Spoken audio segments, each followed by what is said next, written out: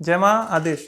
आज बात करते हैं क्या शक्तियाँ सच में दिखाई देती हैं। मेरे मुंह से चाहे कई लोगों के मुंह से आपने सुना होगा कि हाँ, शक्तियाँ खुली आंखों से भी दर्शन देती हैं, शक्तियाँ काम करती हैं, उन्हें स्पर्श महसूस होता है। आप जो भोग लगाते हैं वो भोग भी शक्तियाँ खाती हैं। तो क्या ये पॉसिबल है? क्या ऐसा होता है? इससे पहले 2-3 एग्जांपल्स मैं आपको देता हूँ जिसका जवाब आप स्वयं देंगे। मान लीजिए आप जहाँ पर अभी बैठे हैं, आपके सामने कोई दीवार होगी, चाहे कोई भी दृश्य होगा, आप 1 किलोमीटर 2 किलोमीटर तक का देख पा रहे हैं, लेकिन उसके आगे का आप देख नहीं पा रहे हैं। तो क्या इसका मतलब ये है कि उसके आगे दुनिया एग्जिस्ट नहीं करती, उसके आगे इंसान नहीं होंगे?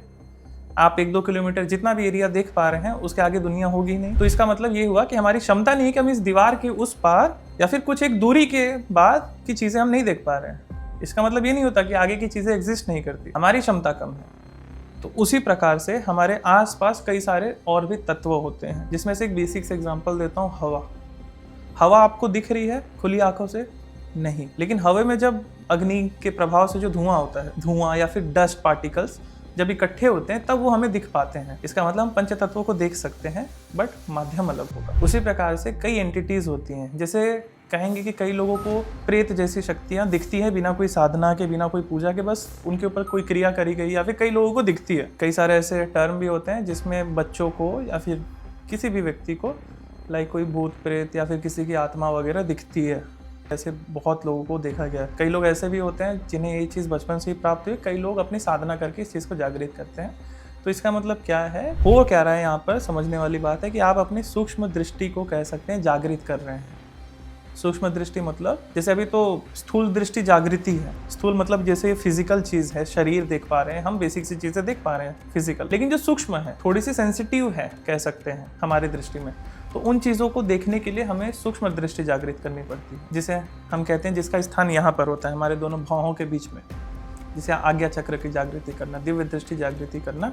और भी सब में थोड़ा थोड़ा डिफरेंस होता है, इस प्रकार के टर्म्स यूज होते हैं। यहाँ पर मैं सीधा सीधा कह रहा हूँ सूक्ष्म दृष्टि जागृत होना। अब ये दृष्टि जागृत कैसे होती है, इसके भी कई सारे साधनाएं होती हैं, क्रियाएं होती हैं। बेसिक सा होता है जैसे आप कोई एक मंत्र का, किसी प्रकार का कोई बीज मंत्र का, या फिर अपने गुरु मंत्र का, या फिर इसकी स्पेसिफिक मंत्र भी होते हैं, या फिर अग्निदेव के मंत्र का, ये जब जाप करते हो आप, तो उसके बाद आपकी सूक्ष्म दृष्टि जागृत होती है।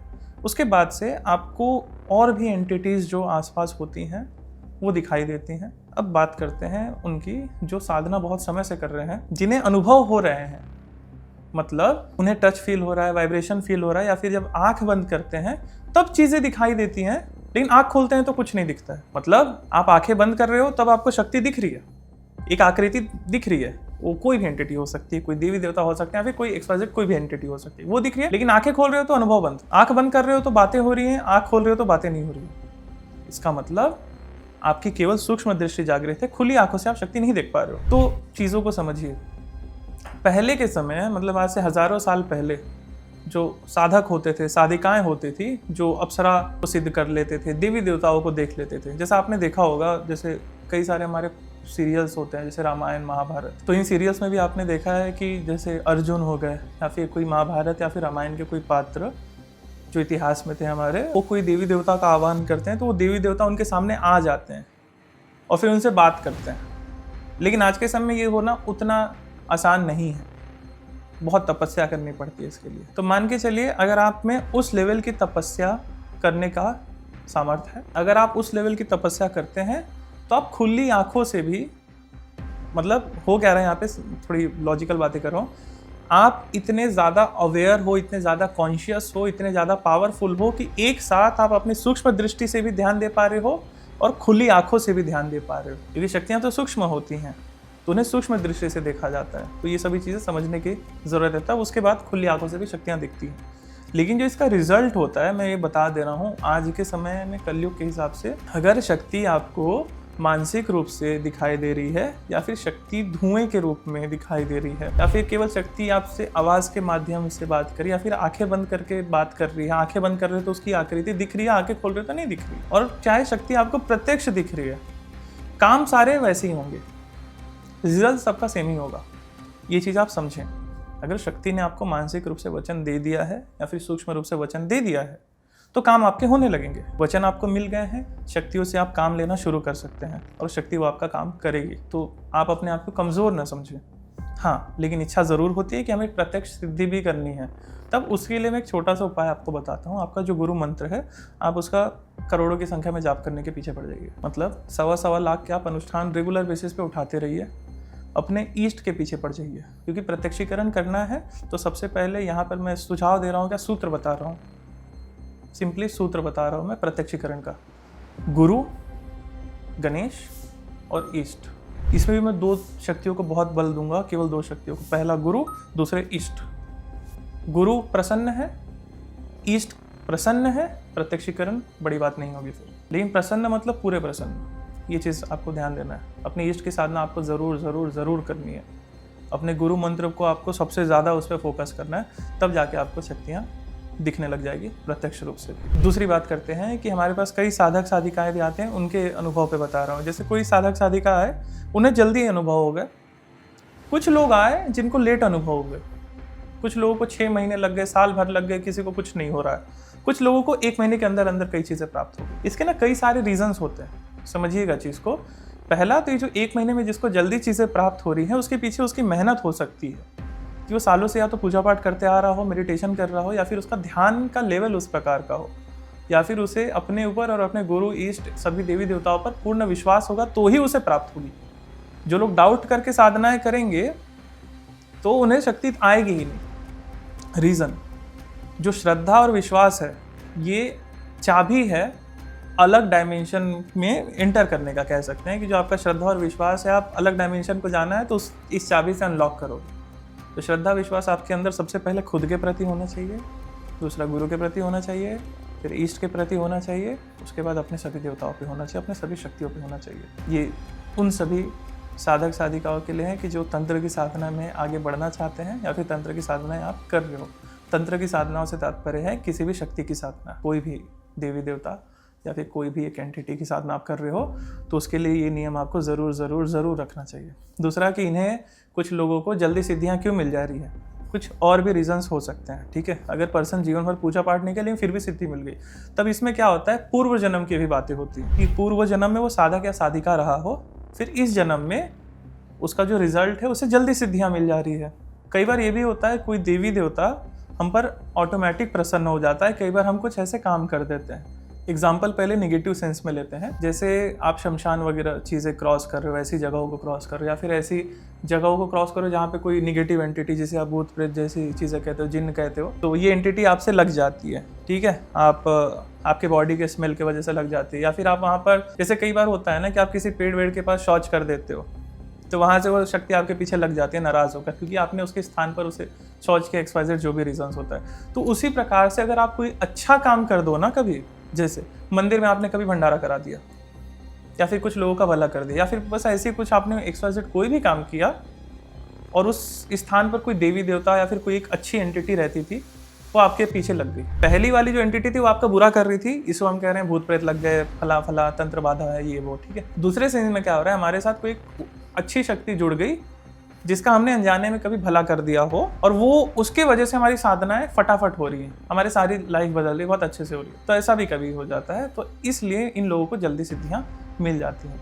लेकिन ऐसे में कुछ साधक या साधिका हताश हो जाते हैं कि हमें गुरुजी 6 महीना हो गया, साल भर हो गया, 1.5 साल हो गया, हमें चीज़ें दिख नहीं रही है, मतलब मानसिक बातें हो रही है लेकिन शक्ति दिख नहीं रही है। तो मेरा कहना ये है कि अगर आपकी मानसिक बातें हो भी रही है शक्ति से, तो आप उसे वचन और काम कराना शुरू करो। प्रत्यक्षीकरण जब होना होगा हो जाएगा। बेसिक सा पूछता हूँ ना मैं 1-2 प्रश्न, क्या आपने 50 लाख 1 करोड़ अपने गुरु मंत्र का जाप किया है? नहीं।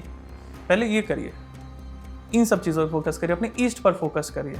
क्या आपने अपने गुरु की एक एक बात मानी है जो आपका गुरु कहता है? अगर ये सब चीज़ परफेक्ट है तब आपका प्रत्यक्षीकरण होगा। दूसरी तीसरी चीज़ एक और होती है प्रत्यक्षीकरण ना होने का रीज़न। ठीक है, आज के समय में उतने नियम फॉलो नहीं कर पाते हैं, एक ये चीज़ भी होती है। एक और रीज़न होता है आपके ऊपर कोई क्रिया चली हो या फिर आपकी दृष्टि बंधी हुई हो, ये बहुत रेयर होता है, ये भी रीज़न हो सकता है। तो आप अपना उतारा बंधन खुलवाएंगे तो उससे भी वो चीज़ क्लींस हो जाएगी, उसके बाद से आपको शक्तियाँ अनुभव होने लगेगा शक्तियों का। एक सबसे बड़ी इंपॉर्टेंट बात यह है कि कोई साधक या साधिका है, आप बिगिनर हो, आपका आसन नहीं, आसन से क्या तात्पर्य है कि आप स्थिर आसन में 2-3 घंटे 4 घंटे 5 घंटे नहीं बैठ पा रहे हो, आपका आसन केवल 15 मिनट आधे घंटे का, और उसके बाद आप हिलने डुलने लग जाते हो, तो इस स्थिति में भी शक्ति आपको प्रत्यक्ष नहीं होगी। जिनका आसन 1 घंटा 1.5 घंटा तक है, मेरा सुझाव यही रहेगा कि जो भी शक्ति आपसे मानसिक बात कर रही है, सूक्ष्म रूप से आ रही है, उसे पकड़ लो, अपना काम कराना शुरू करो। ठीक है, प्रत्यक्षीकरण के लिए आसन लगता है अच्छा।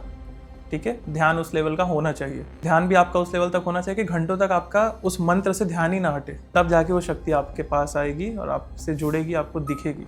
दूसरा चीज़, मान लीजिए आप किसी देवी या किसी देवता की साधना कर रहे हैं और वो देवता बहुत बड़े हैं, जैसे आप भगवान काल भैरव की साधना करें, हनुमान जी की साधना करें, कृष्ण जी की साधना करें, शिव जी की साधना करें, या फिर 10 महाविद्या में से माता काली या किसी अन्य देवी की साधना कर रहे हैं। और ऐसे में आपकी अपेक्षा ये है कि शक्ति आपको प्रत्यक्ष रूप से सिद्ध होगी और आपका आसन 15 मिनट, आधे घंटे, पौन घंटे का है बस, और आप उसके बाद हिलने लग जाते हो। ध्यान आप कर रहे हैं, मंत्र आप जाप कर रहे हैं माता काली का, और आपके मन में आ रहा है कि साधना जल्दी खत्म हो फिर सो जाऊंगा। आपके मन में आ रहा है कि कुछ खा लो ध्यान के दौरान, तो ऐसे में भी आपकी साधना सफल कभी नहीं होगी। मानसिक बात हो सकती है लेकिन प्रत्यक्ष नहीं होगा। रीज़न, आपके अंदर ऊर्जा ही नहीं है माता काली को साक्षात देखने की। अगर माता काली आपको साक्षात रूप से दिख गई तो आप पागल हो जाओगे। मतलब आपका ऑरा, आपके अंदर उतनी ऊर्जा, उतना बल भी होना चाहिए कि वो देवता आपको प्रत्यक्ष रूप से दिखे। क्यों? क्योंकि प्रेत जैसी शक्तियों को भी कई लोग देखते हैं तो उसमें भी वो लोग डर जाते हैं, उनका बीपी हाई हो जाता है। इसीलिए कहा जाता है कि अपनी पहले ऊर्जा उस प्रकार के बनाए, अपने नित्य की पूजा, अपने गुरु मंत्र का जाप, अपने कवच किलन मंत्र सिद्ध करना, स्वयं की सुरक्षा, हीलिंग, प्रोटेक्शन के बेसिक के जो मंत्र होते हैं वो सिद्ध करना, अपने देवताओं के लिए हवन की आहुति देते रहना, जोत करते रहना, इत्यादि इत्यादि सारे नियम आपको जरूर जरूर जरूर जरूर करने चाहिए। उसके बाद आप प्रत्यक्षीकरण के बारे में सोचें। एक तरह से देखेंगे ना, यहाँ पर शक्ति आप पर कृपा कर रही है, आपके सामने प्रत्यक्ष ना आकर। समझिएगा चीज को। जिस एक भूत प्रेत से आप डर रहे हो, अगर कोई आपको प्रेतनी या भूत आ गया सामने तो आप डर जाओगे, तो सोच के देखिए जो जगत जननी, जो माँ जगदम्बा है, जो माँ काली है, उनके अंडर में हजारों की संख्या में भूत प्रेत हैं। उन एंटिटीज को आप नहीं देख पा रहे हो। ऐसी डाकिनी जैसी एंटिटी, पिशाचनी जैसी एंटिटीज जो योगिनियां हैं माता की कई सारी, ये जब माता काली को देखेंगी तो उन्हें डर लग जाता है। तब आप सोचो आपकी क्या स्थिति है। तो इसीलिए ना, पहले आप साधना कुछ छोटी शक्तियों से शुरू कर सकते हो, उसमें आप प्रत्यक्षीकरण की कामना कर सकते हो, वो जरूर मिल जाएगा। अगर आपने अच्छे से गुरु के बताए नियम को फॉलो किया है, कुछ शक्तियों को आपने देख लिया, उसके बाद धीरे धीरे करके आप अपना रास्ता प्रशस्त करिए। इसकी साधना करनी जरूरी है। उसके बाद धीरे धीरे आपका मार्ग प्रशस्त होते चले जाएगा, फिर एक समय बाद आपका प्रत्यक्षीकरण हो जाएगा। तो इससे रिलेटेड अगर कोई डाउट होगा तो आप कमेंट बॉक्स में हमसे पूछ सकते हैं। और एक दो चीज़ और मैं बता रहा हूँ, जो लोग भी साधना के पाथ में आगे बढ़ना चाह रहे हैं, जो साधना सीखना चाह रहे हैं, उन्हें कुछ गाइडेंस नहीं मिल पा रहा है, ठीक है, तो उन सीकर्स के लिए हमने एक कोर्स बनाया है जिसका नाम है सीक्रेट्स ऑफ हीलिंग एंड साधना। तो आप टीम से संपर्क करके या फिर हमारे वेबसाइट जिसका नाम है astroronakpande.com, वहाँ पर भी जा करके आप ये कोर्स परचेज कर सकते हैं। ये कोर्स आप करिए। उसके बाद इसमें हमने पूरा तंत्र का, साधनाओं से लेकर के बेसिक्स हीलिंग के लिए सारा कुछ हमने दे रखा है। तो आप ये कोर्स करिए और साधना के क्षेत्र में आगे बढ़िए, खुद का भला और साथ में समाज का भला करिए। मिलते हैं नेक्स्ट वीडियो में। जय मां, आदेश।